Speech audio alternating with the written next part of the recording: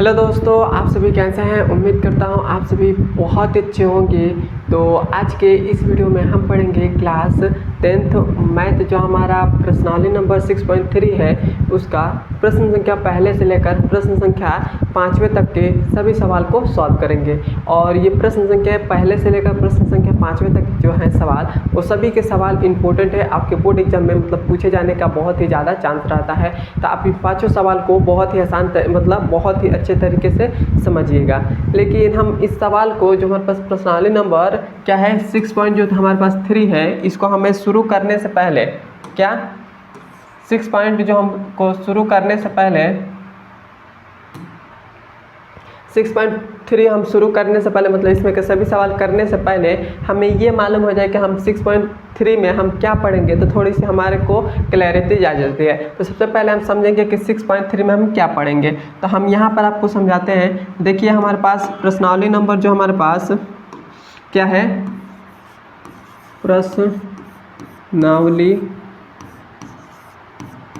प्रश्नावली हमारे पास क्या है, प्रश्नावली जो हमारे पास 6.3 है, इसमें हमें क्या पढ़ना होगा। इसमें हमें दो त्रिभुज दे देगा। क्या हमें दो त्रिभुज देगा,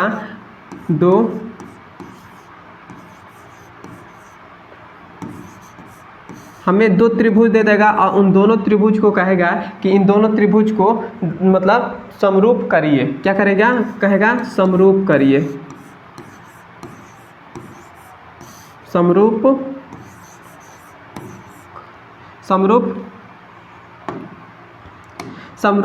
करिए। हमको इस प्रकार से देगा, मतलब दो त्रिभुज दे देगा, उन दोनों त्रिभुज को क्या करना होगा, समरूप करना होगा। तो हम कैसे करेंगे दो त्रिभुज को समरूप, तो हमें इसमें क्या 4 कंडीशन हमको बताया है। मतलब इसमें हमें 4 कंडीशन है, उन चारों कंडीशन को यदि हम फॉलो करके इस पर लगाएंगे तो हमारे पास वो दोनों त्रिभुज जो होंगे वो समरूप हो जाएंगे। तो सबसे पहले तो हम जानेंगे कि वो कंडीशन 4 कंडीशन कौन कौन से हैं। तो हम तो इसको तो थोड़ा सा ऊपर कर लेते हैं और इसको हम इधर थोड़ा सा साइड में कर लेते हैं। यह हमारे पास हो गया। तो सबसे पहले तो हम क्या करेंगे, सबसे पहले तो हमको वो कंडीशन हमको पहले मालूम हो जाए कि वो कंडीशन क्या है, उसके बाद मैं आपको समझाता हूँ। तो जो हमारे पास पहला कंडीशन है, क्या है, जो हमारे पास पहला कंडीशन है वो क्या है, कोण समरूपता से, कोण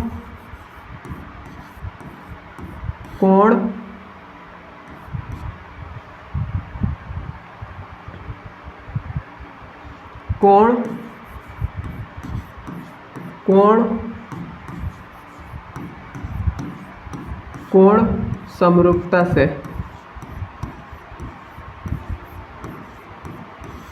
कोण समरूपता से, यह हमारे पास पहला कंडीशन होता है। और जो हमारे पास है दूसरा कंडीशन क्या होता है, दूसरा हमारे पास कंडीशन जो होता है, दूसरा कंडीशन होता है कि कोण समरूपता से, कोण समरूपता,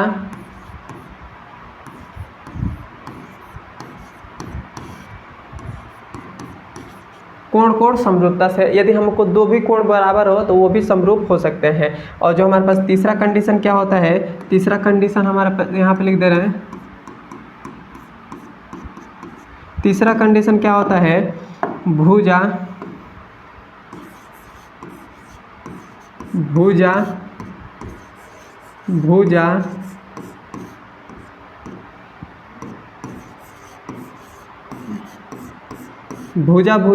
समरूपता से,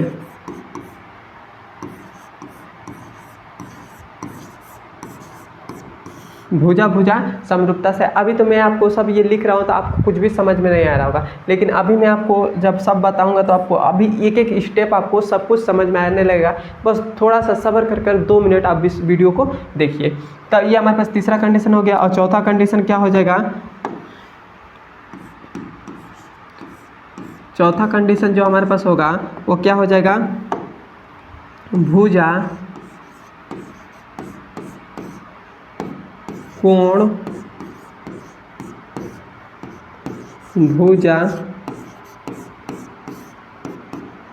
समरूपता से,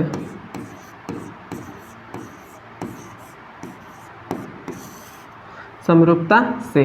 तो हमने यहाँ पर ये 4 कंडीशन लिखा है। अभी तो आपको समझ में नहीं आ रहा होगा कि कोण कोण कोण समरूपता क्या है, कोण कोण समरूपता से, कोण कोण भुजा भुजा भुजा समरूपता से, भुजा कोण भुजा समरूपता से, ये आपको कुछ भी समझ में नहीं आ रहा होगा। लेकिन मैं अभी आपको समझाता हूँ। तो देखिए मैं यहाँ पर एक 2 त्रिभुज पहले बना लेता हूँ। हम यहाँ पर क्या कर रहे हैं, यहाँ पर हम 2 त्रिभुज पहले बना ले रहे हैं। यह हमारे पास 2 त्रिभुज है, इसका नाम भी हम दे दे रहे हैं। इसका नाम हमारे पास ए है, इसका नाम हमारे पास क्या है बी है, इसका नाम हमारे पास सी है। और इसी का एक और हम कॉपी कर ले रहे हैं।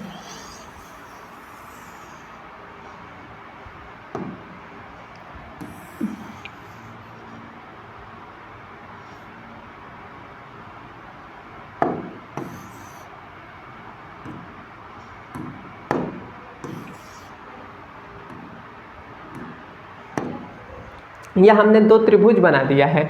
यदि जब हमारे पास ये कोण ए है, क्या है, जब हमारे पास क्या हो जाए, यदि कोण ए बराबर हो कोण, इसका नाम हम भी गलत इसका नाम हम चेंज कर दे रहे हैं। इसका नाम हमारे पास है P, इसका नाम हमारे पास है Q, इसका नाम हमारे पास R। तो जब हमारे पास कोण A बराबर होगा कोण P के, और दूसरा पास हमारे पास क्या हो जाएगा, यदि कोण B बराबर होगा किसके, कोण Q के,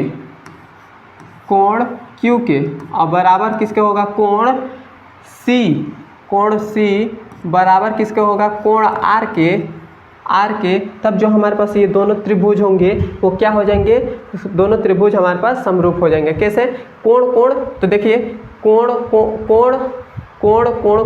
समरूपता से। तो यदि हमारे पास ए कोण P के बराबर हो जाए, बी कोण Q के बराबर हो जाए और सी कोण R के बराबर हो जाए, तभी हम कह सकते हैं कि ये दोनों त्रिभुज जो हैं वह समरूप ये जो दोनों त्रिभुज हैं वो क्या है, समरूप हैं। तो पहला कंडीशन ये है। और दूसरा हमारे पास कंडीशन है कोण। यदि मान लेते हैं कि हमारे पास 2 भी कोण बराबर हो जाए, मान लेते हैं जैसे ये हमारे पास एक R कोण है या इस C कोण के बराबर है, और ये जो P कोण है या इस कोण के बराबर है, तभी भी हमारे पास जो 2 त्रिभुज होंगे वो भी क्या हो जाएंगे, वो भी समरूप हो जाएंगे। क्या, यदि हमारे पास कोण A बराबर किसके हो जाए, कोण P के, और कोण जो हमारे पास C है वो बराबर हो जाए कोण R के, तभी भी हम कह सकते हैं कि ये दोनों त्रिभुज क्या है, समरूप है। अब हम देखेंगे कि भुजा भुजा भुजा समरूपता। तो भुजा भुजा समरूपता क्या होता है, जब हमारे पास ये भुजा मतलब इस त्रिभुज का तीनों भुजा इस त्रिभुज के तीनों भुजा के अनुपात के यदि बराबर हो जाए, तभी भी हम कह सकते हैं कि यह हमारे पास दोनों त्रिभुज समरूप है। कैसे, मान लेते हैं कि हमारे पास इस त्रिभुज का अनुपात, जैसे मान लेते हैं कि हमने ले लिया ए बी, इसका अनुपात हमारे पास ए बी हमने लिया है, तो ये हमारे पास हो जाएगा पी क्यू हो जाएगा। तो पी क्यू यदि बराबर आ जाए किसके, ए सी और बटा में क्या हो जाएगा, ए सी हमने लिया तो पी आर हो जाएगा। तो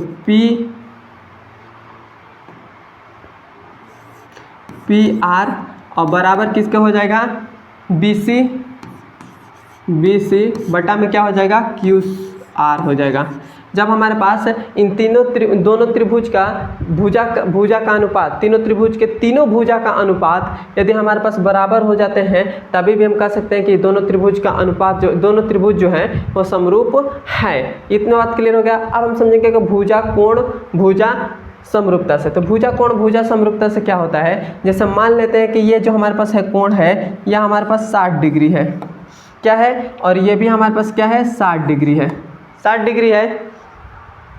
क्लियर बात है यहाँ पर। तो जब हमारे पास इस कोण का मतलब मान लेते हैं कि हमारे पास ये कोण बी और सी कोण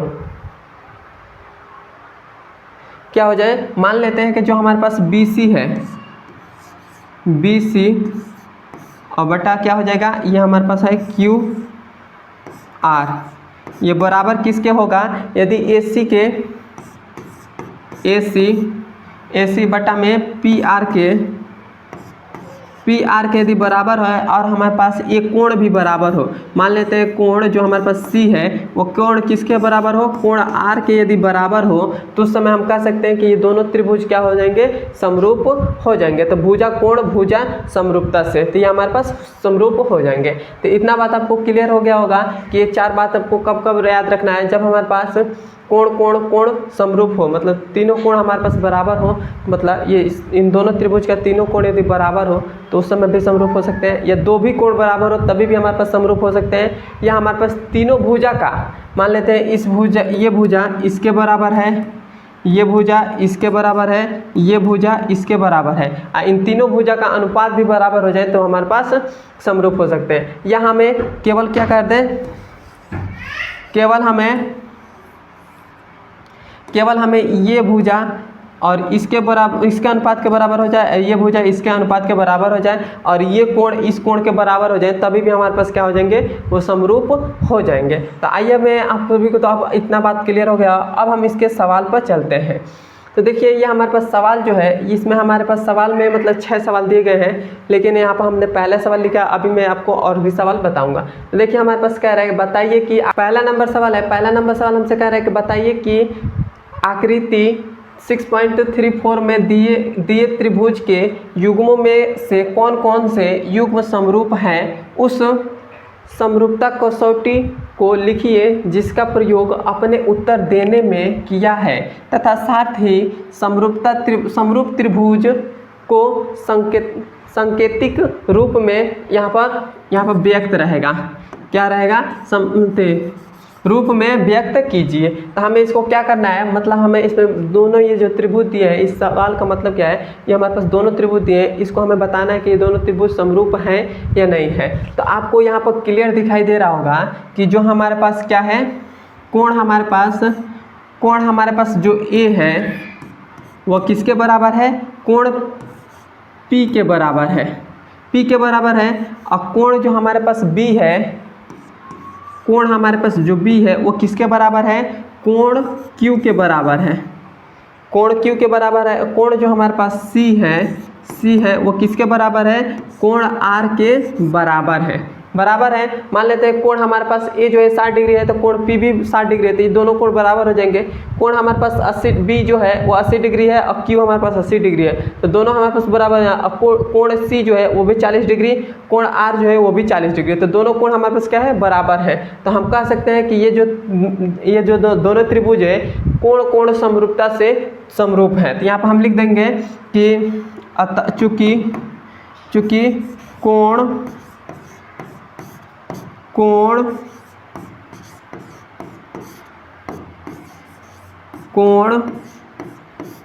समरूपता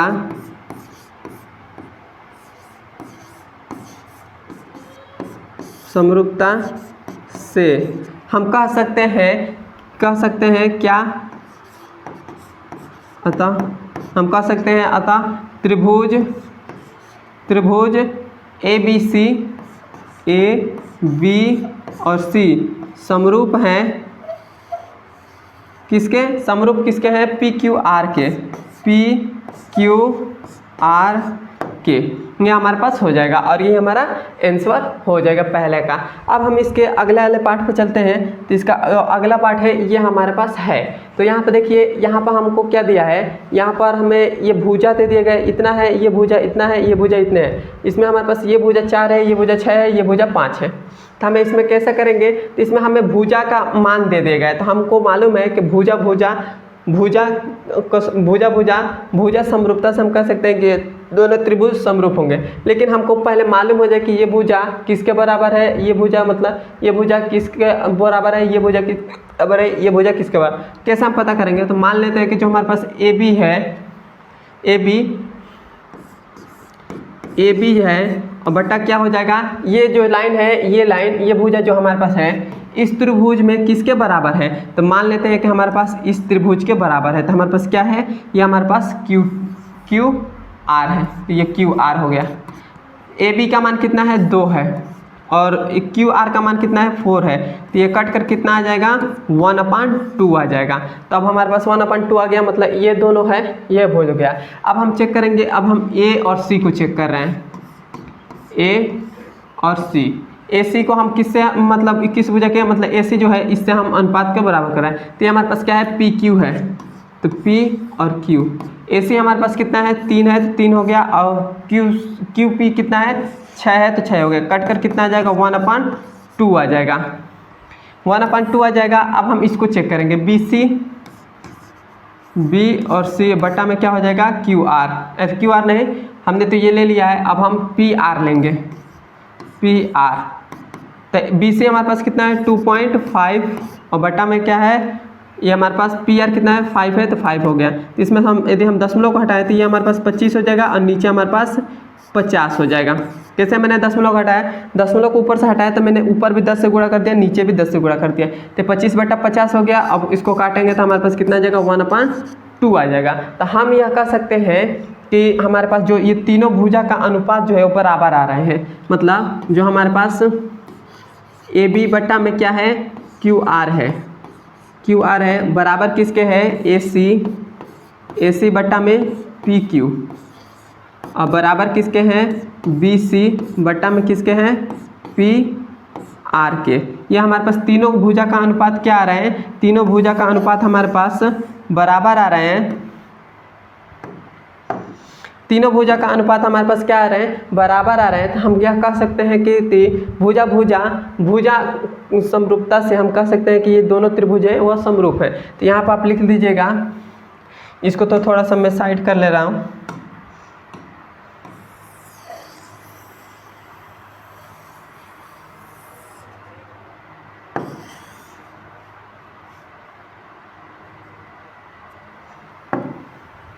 यहाँ पर आप लिखिएगा, यहाँ पर आप लिखिएगा कि भुजा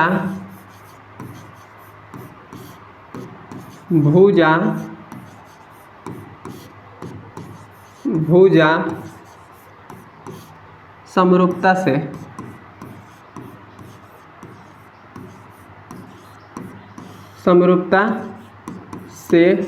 हम यह कह सकते हैं कि अतः त्रिभुज ए बी सी समरूप हैं किसके, पी क्यू आर के, त्रिभुज पी क्यू आर के।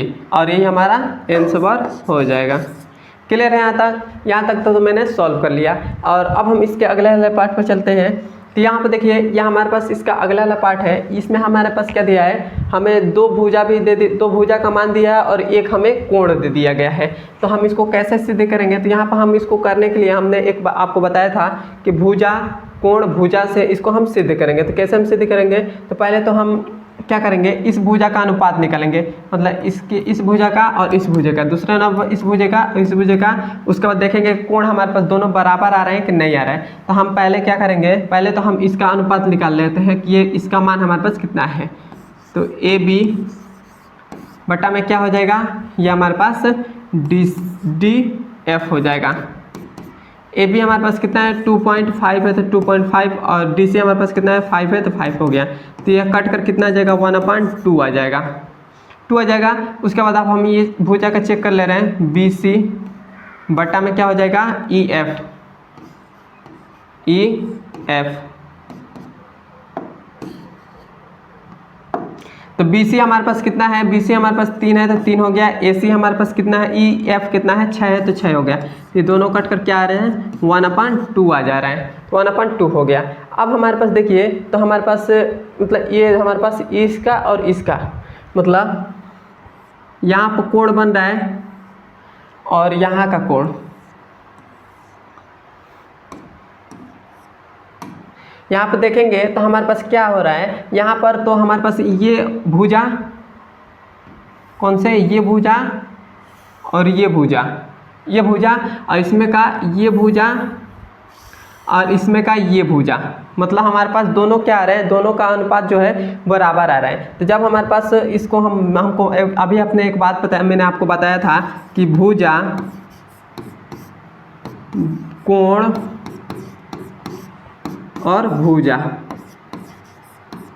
जब हमारे पास ये तीनों बराबर होंगे तो हमारे पास क्या हो जाएंगे, दोनों त्रिभुज समरूप हो जाएंगे। तो यहाँ पर देखिए ये दोनों कोण, मतलब यहाँ से यहाँ तक ये, तो यहाँ पर एक कोण बन रहा है यहाँ पर, और इसमें हमारे पास क्या बन रहा है, यहाँ पर एक कोण बन रहा है। तो ये तो कोण हमें 80 मालूम है, लेकिन ये कोण हमको नहीं मालूम कि यह कितना है। तो हम यह नहीं कह सकते, मतलब ये कोण यदि हमको मालूम हो जाए ये भी कोण 80 होता, तब हम कह सकते हैं कि भुजा कोण भुजा समरूपता से कि ये दोनों त्रिभुज समरूप है। लेकिन यहाँ पर कोण हमको नहीं मालूम है, तो हम कह देंगे कि किसका, क्या हम कहेंगे कि जो हमारे पास ए बी जो है, ए बी बट्टा में डी एफ है,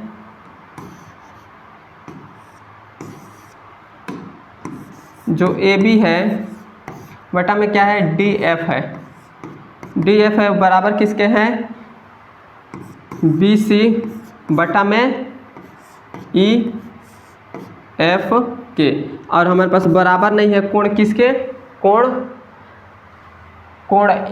हमारे पास जो बी है वो बराबर नहीं है, कोण जो हमारे पास बी है वो बराबर नहीं है। अतः हम यह कह सकते हैं कि भुजा कोण भुजा समरूपता से हम यह कह सकते हैं कि त्रिभुज जो हमारे पास है क्या है, त्रिभुज ए बी और सी है वो समरूप, या हम यहाँ पर ऐसे भी लिख सकते हैं कि दोनों त्रिभुज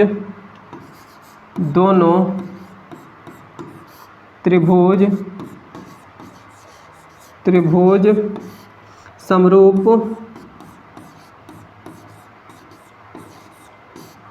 नहीं है। और ये हमारा आंसर हो जाएगा। क्लियर है यहाँ तक। अब हम इसके अगले वाले पार्ट पे चलते हैं। तो यहाँ पे देख लीजिए, यह हमारे पास अगला नंबर पार्ट है, यह हमारे पास है। तो यहाँ पे देखिए हमको ये कोण और ये कोण दे दिया गया है।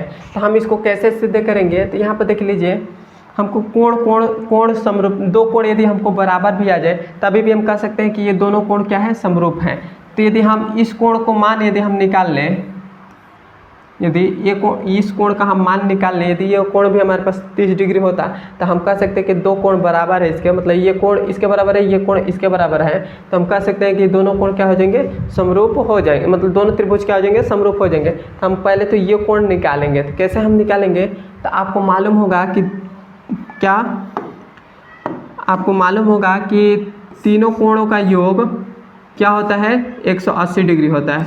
तो कोण डी और कोण ई प्लस कोण एफ, कोण एफ कितना डिग्री होता है, 180 डिग्री। तो कोण डी हमारे पास क्या है, 70, तो 70 डिग्री प्लस कोण ई हमारे पास कितना है, 80 डिग्री, तो यह हो जाएगा 80 डिग्री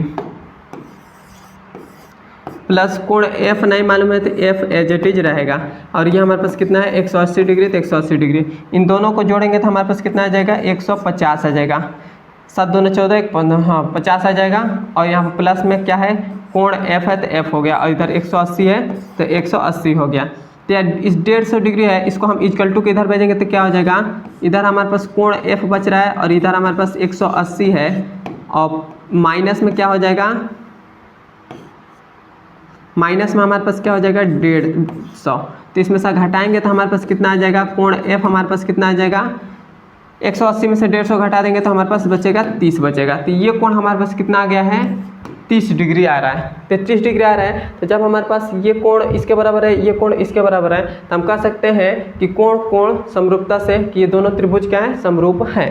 तो हम यहाँ पर लिखेंगे कि अतः, या ऐसे नहीं अतः न लिखिए, यहाँ पर लिखेंगे आप कोण जो हमारे पास ई है वो बराबर है किसके,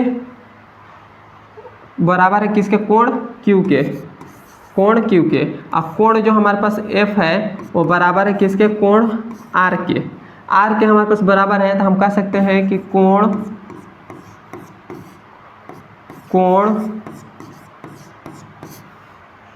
समरूपता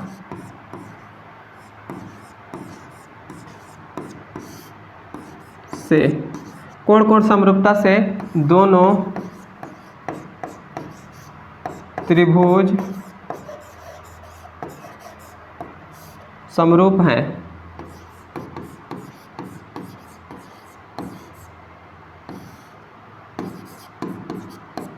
यही हमारा आंसर हो जाएगा। तो अब हमने तो पहले नंबर सवाल को सॉल्व कर लिया और ये हमारे पास दूसरा नंबर सवाल है। अब पहले नंबर सवाल को थोड़ा सा ध्यान से देख लीजिएगा। तो अब हमने पहला नंबर सवाल सॉल्व कर लिया। अब हम इसके दूसरे वाले नंबर सवाल को सॉल्व करेंगे और दूसरा वाला सवाल जो है वो बहुत ही ज़्यादा इम्पोर्टेंट है, इसलिए आप बहुत ही ध्यान से इसे समझिएगा। तो अब हम पहले दूसरा नंबर सवाल सॉल्व करेंगे।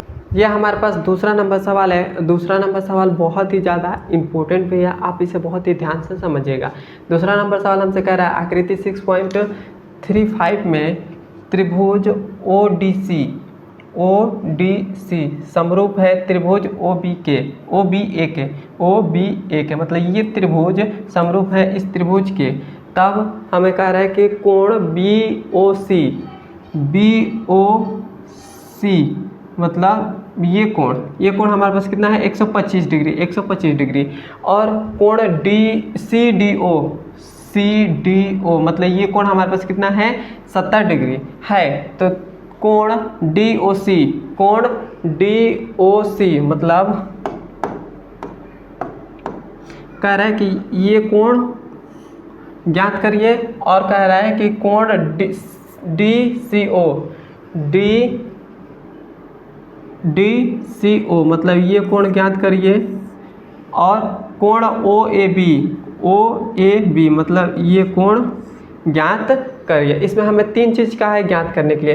पहला तो हमें कह रहा है कि कोण ये ज्ञात करिए, दूसरा ये, तीसरा ये कोण ज्ञात करने के लिए कह रहा है। तो यहाँ पर आप बहुत ही आसानी तरीके से इसको ज्ञात कर सकते हैं। तो सबसे पहले देखिएगा यहाँ पर थोड़ा सा ध्यान देंगे तो D और B जो लाइन है, रेखा है, ये एकदम ऐसे सीधी है।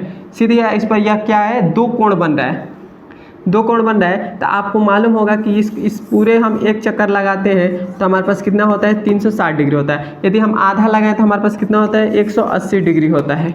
180 डिग्री होता है तो हमारे पास इतना कोण मतलब इतना हमारे पास 125 है और ये हमें नहीं मालूम है। तो इसको हम बहुत आसानी तरीके से ज्ञात करेंगे। कैसे हम ज्ञात करेंगे तो आइए मैं आपको बताता हूँ। तो देखिए हमारे पास क्या है, कोण जो हमारे पास है कोण BO और C है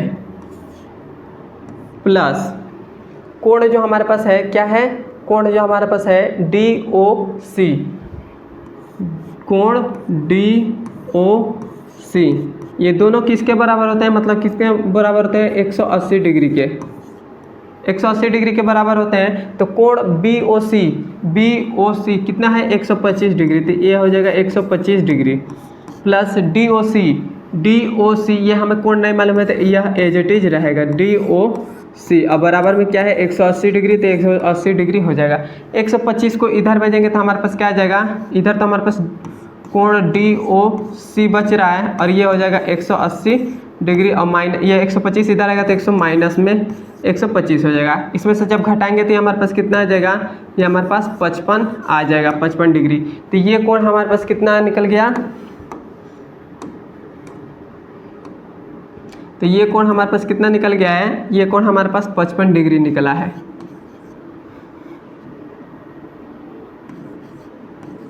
कितना निकल गया है 55 डिग्री निकल गया था। अब बहुत ही आसानी तरीके से इस कोण को आपने ज्ञात कर लिया, पहला तो आपने ज्ञात कर लिया। अब हम क्या करेंगे, अब हम इस कोण को ज्ञात करेंगे। तो आपको मालूम होगा कि तीनों कोणों का योग, एक तो ये त्रिभुज तो बन रहा है, इस प्रकार से क्या है एक त्रिभुज बन रहा है। ये कोण हमारे पास कितना है 70 डिग्री और ये कोण हमारे पास है 55 डिग्री और ये कोण हमें ज्ञात करना है। तो आपको मालूम होगा तीनों कोणों का योग कितना होता है 180 डिग्री। तो यदि हम इन 2 कोणों हमको मालूम है, तीसरा कोण तो बहुत ही आसानी तरीके से ज्ञात कर लेंगे।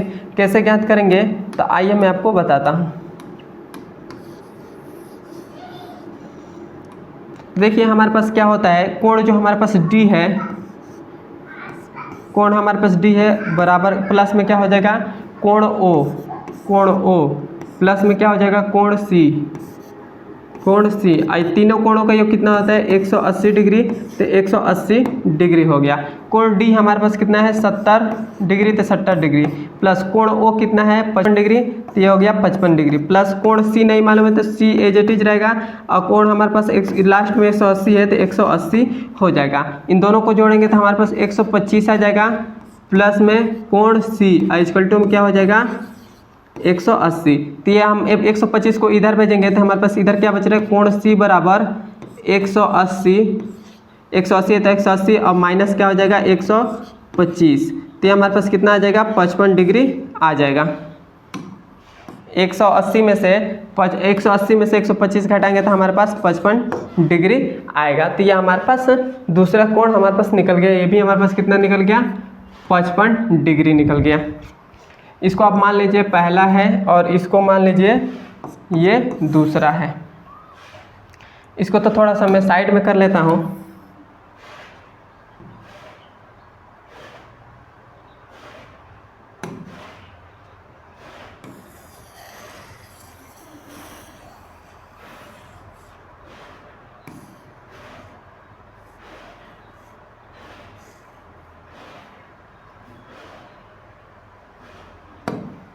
ना हो गया, तो अब हमारे पास दो तो कोण ज्ञात हो गए। अब हम तीसरा कोण ज्ञात करेंगे। तो किस तीसरा कोण कैसे हम ज्ञात करेंगे, तो आपको मालूम है कि हमें क्वेश्चन में दे दिया गया कि ये त्रिभुज इस त्रिभुज के बराबर है, तो इसका संगत कोण भी बराबर होगा। जब हमारे पास संगत कोण भी बराबर होगा तो ये कोण इस कोण के बराबर हो जाएगा। तो यहाँ पर क्या हो जाएगा, यहाँ पर लिखेंगे कि त्रिभुज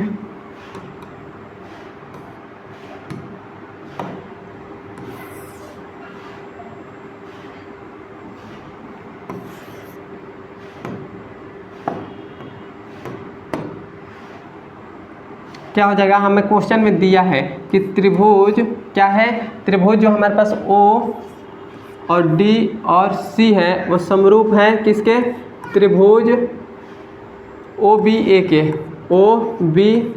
के। जब हमारे पास ये दोनों त्रिभुज समरूप हैं तो इसका संगत कोण भी क्या हो जाएगा, बराबर होगा। तो आप लिख देंगे कि संगत कोण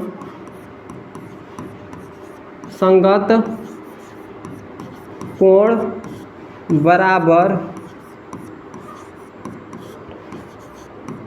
है। संगत कोण बराबर है, तो जब हमारे पास संगत कोण बराबर होगा तो मतलब हमारे पास कोण जो हमारे पास DCO है, क्या है, कोण DCO है वो बराबर किसके हो जाएगा, कोण OAB के। कोण OAB के। तो कोण DCO कितना है, DCO मतलब ये कोण हमारे पास कितना है 55 डिग्री, तो ये हो जाएगा 55 डिग्री। इक्वल टू में ये हमारे पास नहीं मालूम है तो कोण OAB रहेगा। तो कोण AB हमारे पास कोण OAB कितना आ गया 55 डिग्री, मतलब कोण OAB ये भी हमारे पास कितना आ गया 55 डिग्री, और ये हमारा आंसर हो जाएगा। क्लियर है यहाँ तक आपने सॉल्व कर लिया, और यहाँ तक आपको समझ में आ रहा था एक बार मुझे कमेंट में बता दीजिए। अब हम चलते हैं इसके अगले नंबर सवाल पर। यहाँ पे देखिए ये हमसे कह रहा है, तीसरा नंबर जो है कह रहा है कि समलंब ABCD जिसमें AB समांतर है DC के विकर्ण BC और BD परस्पर O बिंदु पर प्रतिच्छेद करते हैं। यहाँ पर प्रतिच्छेद करते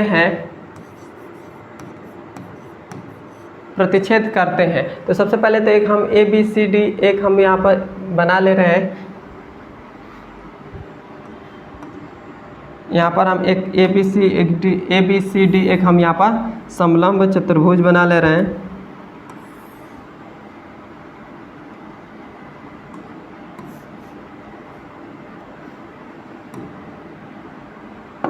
हमने ABCD एक यहाँ पर लिख ले रहे हैं। इसका नाम हमारे पास क्या है, A है, ये हमारे पास B है, ये हमारे पास C है, ये हमारे पास D है। तो ABCD एक हमने यहाँ पर समलंब चतुर्भुज बना लिया। उसके बाद कह रहा है कि जो हमारे पास AB है वो समांतर है DC के, मतलब ये जो भुजा है इस भुजा के क्या है, समांतर है। उसके बाद हमसे क्या कह रहा है कि इसके विकर्ण BC AC और BD पर परस्पर O बिंदु पर प्रतिच्छेद करते हैं। AC मतलब ये हमारे पास हो जाएगा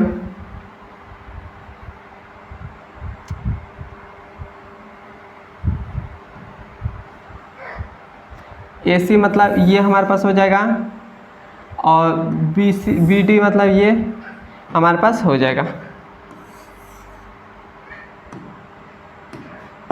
और ये जो हमारे पास बिंदु कट कर रहा है ये हमारे पास कहाँ पर कट कर रहा है, जहाँ पर कट कर रहा है यही हमारे पास बिंदु O हो जाएगा। क्लियर बात है। तब हमसे कह रहा है कि दोनों त्रिभुज की समरूपता कसौटी का प्रयोग करते हुए दर्शाइए कि OA बटा ओ ए बटा ओ सी बराबर है ओ बी बटा ओ डी के।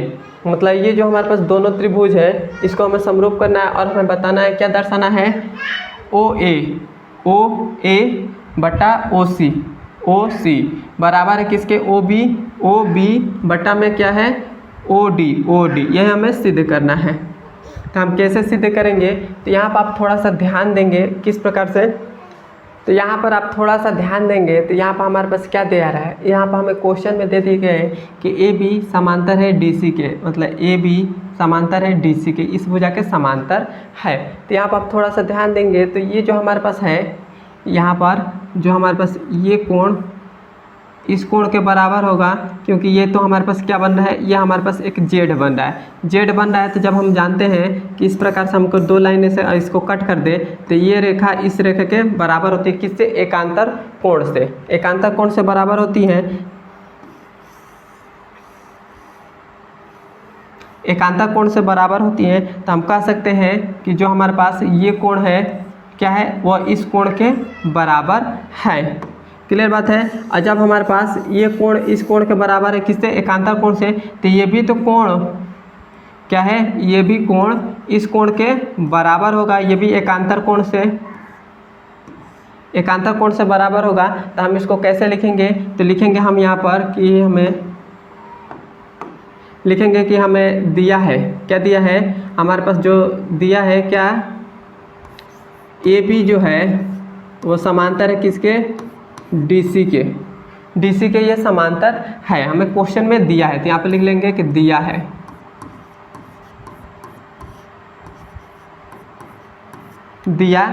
क्लियर है। उसके बाद हमारे पास क्या हो जाएगा, कोण जो हमारे पास है, कोण DCO वो बराबर है किसके, कोण OAB के, कोण OA और बी के, ये हमारे पास बराबर है। और वो भी किससे, एकांतर कोण से। तो यहाँ पे लिख लेंगे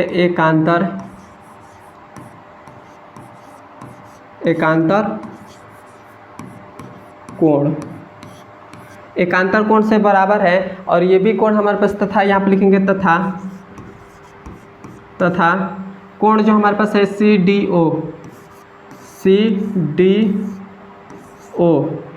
किसके बराबर है, कोण OBA के, कोण OBA के, वो भी किससे, एकांतर कोण से है। इतना हो गया। तो अब देखिए यहाँ पर हमको क्या है, यहाँ पर दो कोण हमको बराबर दिखाई दे रहे हैं, यहाँ पर भी हमको दो कोण बराबर दिखाई दे रहे हैं। तो हम कोण समरूपता से कह सकते हैं कि जो हमारे पास ये त्रिभुज इस त्रिभुज के क्या हो जाएगा, समरूप हो जाएगा। और जब हमारे पास ये त्रिभुज इस त्रिभुज के समरूप होगा तो हमारे पास क्या हो जाएगा, तो जो हमारे पास इसका अनुपात भी क्या हो जाएगा, बराबर हो जाएगा। तो हम यहाँ पर लिखेंगे कोण समरूपता से, कोण समरूपता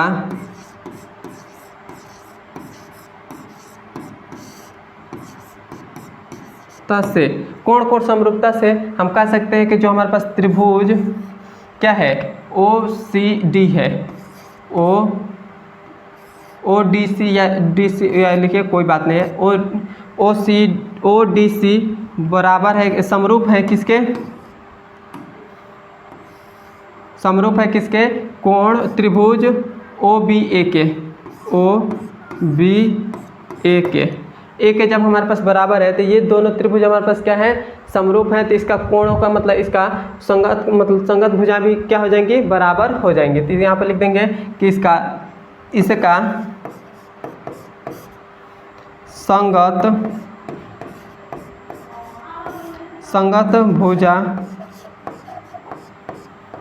भुजाओं का अनुपात बराबर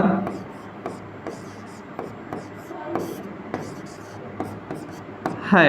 संगत भुजाओं का अनुपात बराबर है। तो हमारे पास क्या हो जाएगा, AOA क्या हो जाएगा, OA बट्टा में क्या हो जाएगा, OC बराबर हो जाएगा OB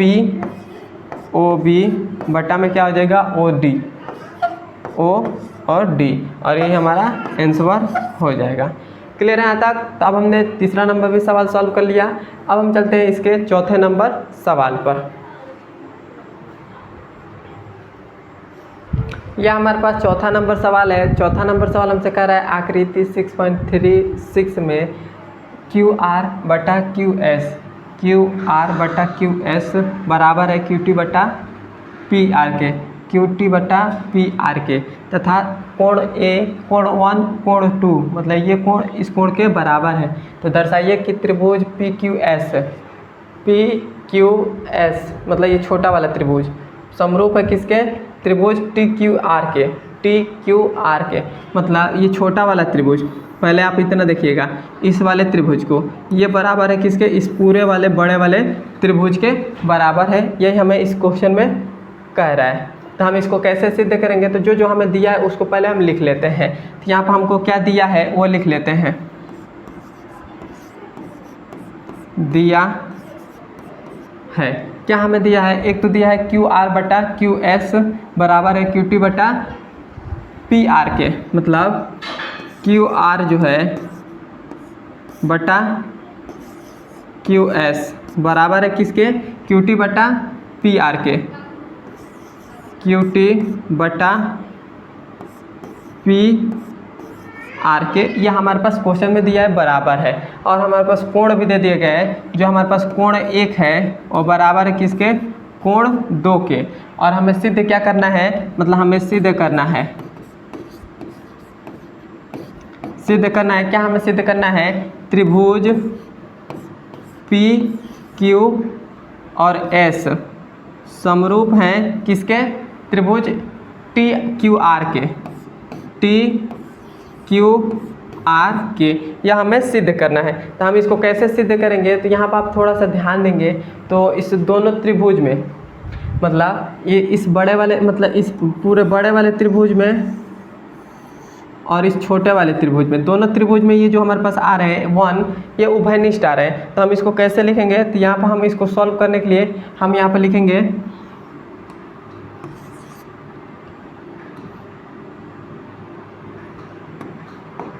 पर लिखेंगे कि जो कोण हमारे पास 1 है वो बराबर किसके है? कोण 2 के हमारे पास बराबर है। तो जब हमारे पास कोण 1 कोण 2 के बराबर है तो हमारे पास इसका भुजा का अनुपात, भुजा जो होगा वो भी समान होगा। तो यहाँ पर लिखेंगे कि भुजा समान है, भुजा समान है। तो जब हमारे पास भुजा समान है तो क्या हो जाएगा? जो हमारे पास पी क्यू है, पी क्यू और बराबर किसको हो जाएगा? पी आर के। इसको मान लेते हैं हम समीकरण नंबर 1 और इसको मान लेते हैं समीकरण नंबर 2। क्लियर बात है? यहाँ पर मान लिए। तो अब यहाँ पर आप थोड़ा सा ध्यान देंगे कि जो हमारे पास समीकरण नंबर 1 में यदि हम पी आर है तो यहाँ पर पी आर है, पी आर का मान कितना है? पी क्यू है। तो यहाँ पर रख देंगे तो हमको क्या मिलेगा? हमको मिलेगा क्यू आर बटा में क्यू एस, ये मिल जाएगा। उसके बाद क्या मिलेगा? क्यू टी बटा में क्यू पी मिल जाएगा, यदि क्यू आर का मान रख दे तब। तो हम यहाँ पर रखेंगे, यहाँ पर लिखेंगे समीकरण 2 का मान 1 में, या समीकरण 1 में समीकरण 1 में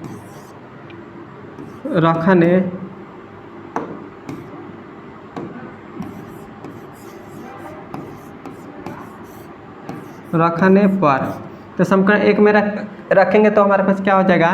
तो ये हमारे पास हो जाएगा क्यू आर बटा में क्या हो जाएगा? क्यू एस बराबर किसके होगा? क्यू टी बटा में क्या हो जाएगा? पी आर का मतलब कितना मान है? पी क्यू है, तो पी क्यू हो गया। तो जब हमारे पास क्या हो गया है, अब ये भुजा, मतलब जो हमारे पास है ये भुजा क्यू आर है, क्यू आर ये बड़ा वाला, और ये हमारे पास क्यू एस है मतलब छोटा वाला, किसके बराबर है? मतलब हमारे पास क्यू टी और क्यू पी के बराबर है। तो जब हमारे पास ये भुजा इस भुजा के बराबर है, बराबर है तो हम, और हमारे पास एक कोण भी, हमारे पास ये जो कोण है दोनों में कोण में उभयनिष्ठ आ रहा है, तो हम यहाँ कह सकते हैं कि कोण हमारे पास जो एक है वो क्या है, उभयनिष्ठ है। उभयनिष्ठ कोण, उभयनिष्ठ जब कोण है, उभयनिष्ठ कोण है तो हम कह सकते हैं कि जो हमारे पास त्रिभुज क्या है, त्रिभुज जो हमारे पास PQS है वो समरूप किसके हैं, TQR के। तो हम यहाँ पर कह सकते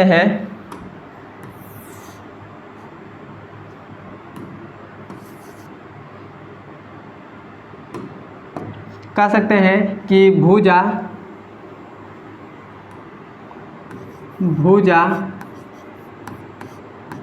कोण भुजा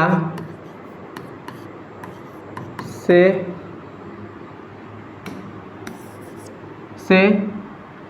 त्रिभुज PQ और S समरूप हैं किसके, त्रिभुज TQR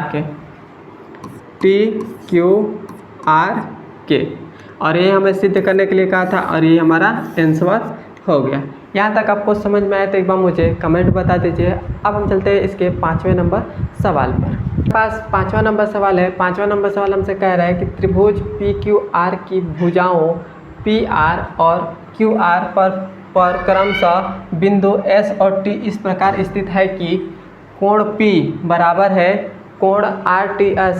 तो दर्शाइए कि त्रिभुज RPQ समरूप है त्रिभुज RTS के। यही हमें दर्शाना है। तो सबसे पहले तो हम यहाँ पर एक त्रिभुज बना लेते हैं। क्या करेंगे, यहाँ पर हम एक त्रिभुज बना लेंगे।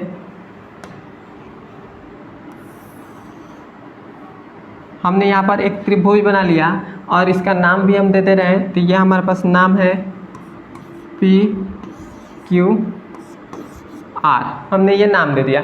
उसके बाद कह रहा है कि जो PR और QR पर क्रमशः बिंदु S और T स्थित है। तो मान लेते हैं कि यहाँ पर PR है, इस पर क्या है, एक बिंदु है यहाँ पर, और ये QR है, इस पर भी एक यहाँ पर बिंदु है। इस पर क्या है, S और T, यहाँ पर S है और यहाँ पर T स्थित इस प्रकार है। मतलब इसको मिलाने के लिए भी कह रहा है।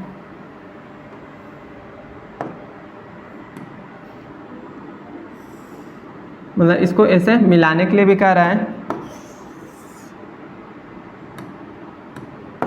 इस प्रकार से कह रहा है और इस प्रकार से स्थित है कि कोण P ये वाला कोण जो हमारे पास P है वो किसके बराबर है, कोण RTS मतलब इस कोण के बराबर है। हमें एक क्वेश्चन में कह रहा है, क्वेश्चन में हमें कह रहा है कि त्रिभुज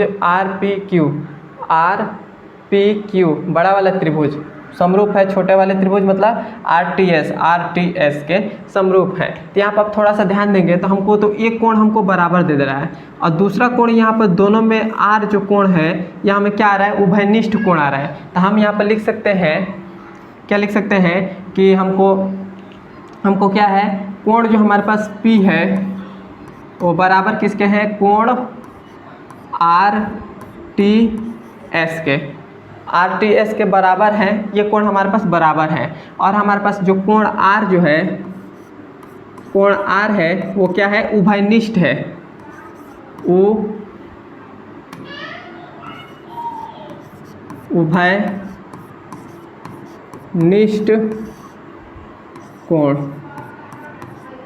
उभयनिष्ठ कोण है। कोण जो हमारे पास R है वो क्या है, उभयनिष्ठ कोण है। उभयनिष्ठ मतलब ये छोटे वाले त्रिभुज में और बड़े वाले त्रिभुज में दोनों में बराबर आए। तो ये कोण, ये मतलब ये कोण बराबर है, ये कोण इसके बराबर है और दोनों में R जो है वो कोण बराबर है। तो हम कह सकते हैं कि कोण समरूपता से कोण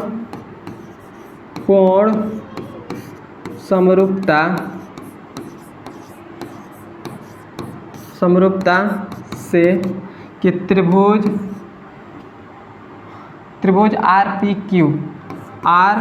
RPQ समरूप हैं किसके, त्रिभुज RTS के, त्रिभुज RTS एस के, और ये हमें सिद्ध करने के लिए कहा था और ये हमारा सिद्ध हो गया। क्लियर है? यहाँ तक ये सवाल जो 5वां नंबर सवाल है एकदम फर्जी है, थोड़ा सा भी इसमें कुछ नहीं करना है, बस आप थोड़ा सा ध्यान देंगे तो आपको ये समझ में आ जाएगा। तो अब हम मिलते हैं इसके अगले नंबर वीडियो में, और यहाँ तक आपको समझ में आया तो एक बार मुझे कमेंट में ज़रूर बताइएगा। अब हम मिलते हैं इसके अगले नंबर वीडियो में। धन्यवाद।